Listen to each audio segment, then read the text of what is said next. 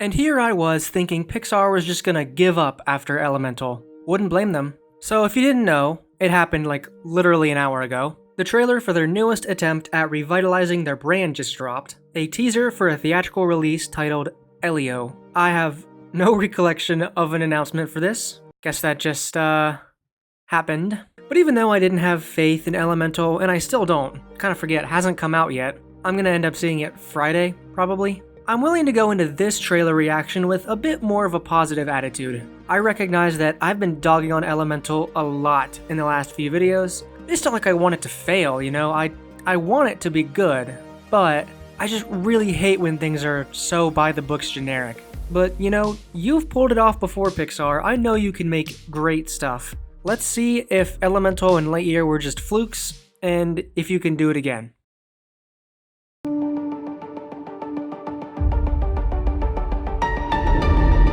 For centuries, we have called out to the universe, looking for answers. Ah, so they're attempting another space film. The comparisons to Lightyear are inevitable, so let's see if they can at least fix the mistakes that Lightyear did. That's all I want. The universe calls back. Hi, can you hear me? Honey, now is a really bad time. Okay. Bye. I love you. I love you. I love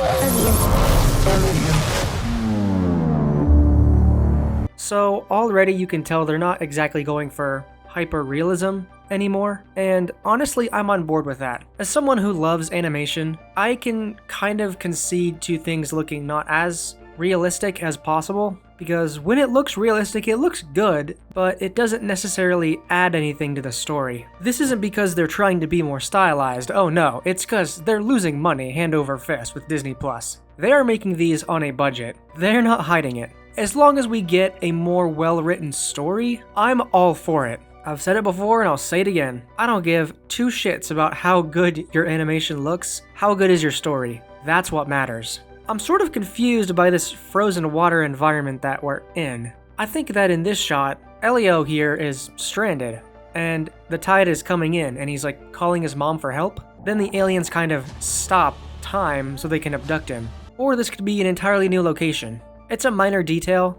It is a teaser trailer, not the official trailer, so the rules here are going to be squirrely. We're not going to be able to get a hold of what's going on very well. Even though it is a minor detail, it is important. If these aliens are freezing time, that could tell us that this is a time-related story. Regardless, this water does look cool. Good water effects. I suppose it's easier to animate water when it's not moving, but that's okay. So this setup has already told us some key details. It seems that this film has the demographic of younger boys. Space, you know, the fact that the protagonist is a bit on the younger side, and I'm totally down with that. I think that's cool. See, I have no problem with Pixar narrowing their demographic a bit. When things are too widely accessible for all audiences, it just becomes fluff, and it's not really trying to say anything. So narrowing your demographic, it can make it a bit more impactful to those viewers. You know, even though, in my opinion, Turning Red was too heavy-handed for general audiences, maybe Elio could be a bit different. Maybe this film could be about a younger boy, but have whatever lesson he learns actually be important and relatable to the wider audience. That's what Turning Red didn't do. It was very not nuanced, in my opinion. They just told the story using the actual elements instead of kind of hiding it and working it into something that everyone can kind of relate to. I'm really wondering if Elio's eye patch is significant to his character, or if it's just kind of a diversity choice, or like a stylistic thing. You know, at least he has a trait that sets himself apart. I can see a major emotional beat in this film being him explaining only being able to use one of his eyes, and the aliens can connect to that, or something like that.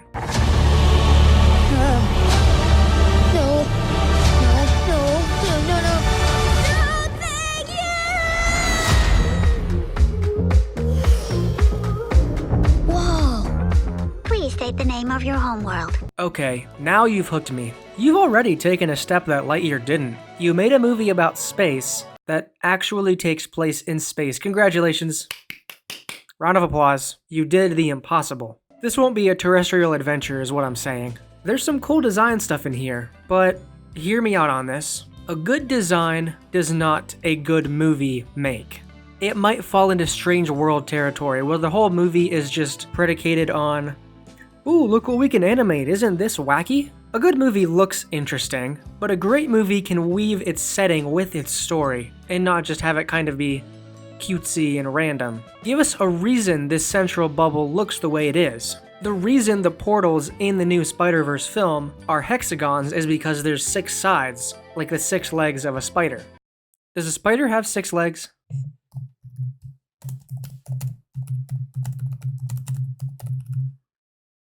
Oh, they have 8. Well, analogy wasted. The point is, make sure you're designing with intent, not just randomness. Please state the name of your homeworld.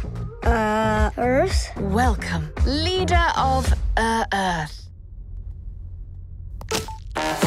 We are the United Advanced Species of the universe. I think there's been a mistake. You're not the leader of Earth? Sorry for the mix-up. Commence memory wipe.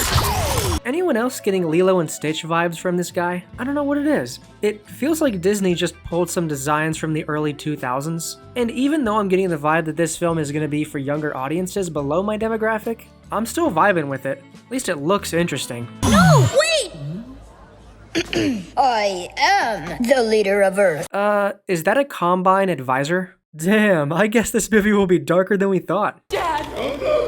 No! Oh my gosh, no! Welcome, leader of Earth. Okay, the joke that the aliens take whatever the human says first and just takes it as fact, like the Earth thing, that is as cliche as it gets. It doesn't inspire the most confidence in this writing, but it's only one joke and I could be reaching here. I just hope that they cut that shit out soon. The trial of Earth can proceed. Uh-oh. Until then, as you say on Earth, okay, bye. I love you. Okay. Bye. I love you. You're the talk of the communiverse. If Mom could see me now. I know what you mean. I ate my mother at birth. But in moments of great success, I regret it. That's a thing for your species? No, just a me thing. Everyone was shocked. All in all, you know, this movie doesn't look too bad. Elio obviously isn't trying to cater to my demographic.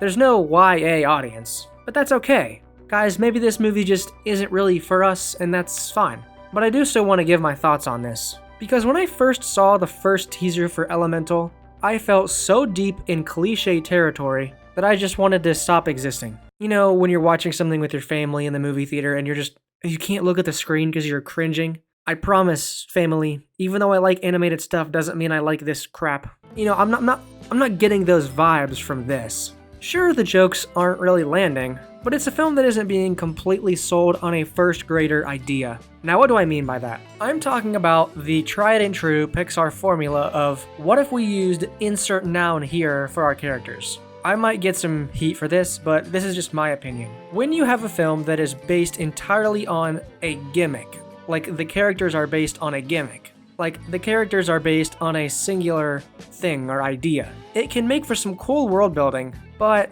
when you're taking that approach, you're establishing the gimmick first and you're just hoping the writing will just naturally spring up around it. Hot take, but I really don't like Inside Out. I know, it's a masterpiece objectively, but I will never rewatch it because it's just so boring to me. I don't know. It's far from the worst offender, but it is built on a sort of gimmick, right? What if our emotions are real and we can see them? Cool, and they do some cool ideas with it, but outside of a few major plot holes, you're not giving me a character being put in an interesting situation. You're giving me an interesting setting and just making up the characters kind of as you go along, it feels like. But that's just me. I could be completely wrong. I don't know if anyone else feels this way. That's why I really like the movie Up. It's not a Pixar movie that's based on a new setting or a new species.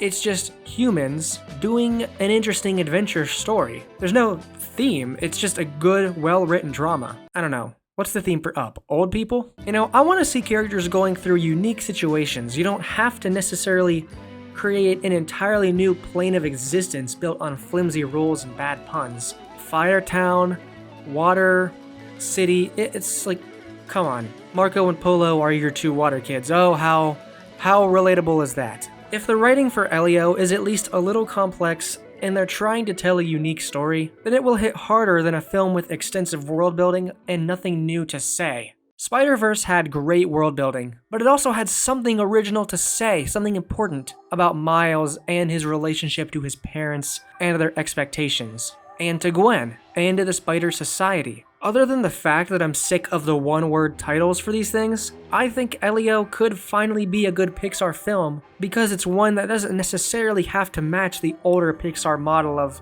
building this grand world populated by monsters or emotions or bugs or cars. It's like Pixar is going through the Rick and Morty crisis. Everyone is shouting, "Be like season 1," but the landscape has changed in a way that makes that essentially impossible. That's just not good enough anymore. They need to find a new path forward, and this could be it. Maybe if Elemental came out in the 90s, people would have loved it, but that's just not good enough anymore. I think they need to find their new stride, and they need to stop trying to be like their old selves. The point is, it seems like Elio might be able to break the Pixar curse as long as it's well written. A lot of you will say, why would you even bother criticizing something that's meant for kids? And to that I would say, Spider-Verse was able to be for both kids and adults. Therefore, you no longer have that excuse of being good enough, Pixar. You can be better. Even though this video came out very antagonistic for me against Pixar, I'm glad they're trying something new and making the story actually about its characters and not its setting again.